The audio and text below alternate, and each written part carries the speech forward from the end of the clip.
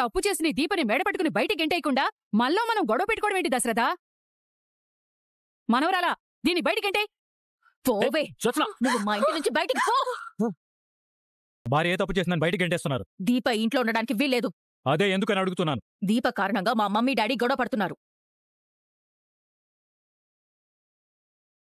ఈవిడ గారు ఇక్కడ ఉంటే ఈ గొడవలు రోజూ జరుగుతాయి. ఏమో, ఎవరికి తెలుసు? నీ అమ్మా నాన్నని విడగొట్టినట్టే దీప మా అమ్మా నాన్నని కూడా విడగొడుతుందేమో. జోస్నా, చూడండి పెద్ద మేడం గారు, ప్రతి దానికి ఒక కారణం ఉంటుంది. మా అమ్మా నాన్న గురించి ఇక్కడ ప్రస్తావించాల్సిన అవసరం తమరికి లేదు. ప్రస్తావించారు కాబట్టి ఒక క్లారిటీ ఇస్తాను. మా నాన్న చేసిన తప్పే మా అమ్మ దూరం అవడానికి కారణం. ఇక పెళ్లి గురించి మాట్లాడాల్సి వస్తే, నువ్వు నా భార్య మెళ్ళో తాళి తెంపావు కాబట్టి నేను ఇంట్లోనే పెళ్లి జరగాలన్నాను.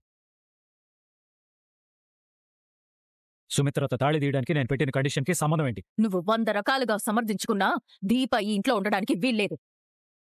బయటికి పొమ్మను. పోదు. కార్తీక్ ఎక్కడ ఉంటే దీప అక్కడే ఉంటుంది. అగ్రిమెంట్ మీద సంతకం పెట్టింది నువ్వు. మళ్ళీ తమరు మొదటికి రాకండి మేడం. తమరు బ్లడ్ డొనేట్ చేసింది నా భార్యకి. తమరు అగ్రిమెంట్ రాయించింది నా భార్య ప్రాణాలు అడ్డుపెట్టి. నేను సంతకం పెట్టింది కూడా నా భార్య గురించి. దీప ఎక్కడికి వెళ్ళదు, నాతోనే ఉంటుంది. పోటు అంటూ జరిగితే ఇద్దరం కలిసే పోతాం. వాడింత పొగరగా మాట్లాడుతుంటే మీరేం మాట్లాడరేంటండి? వాడు పొగరగా మాట్లాడలేదు, పద్ధతిగా మాట్లాడాడు.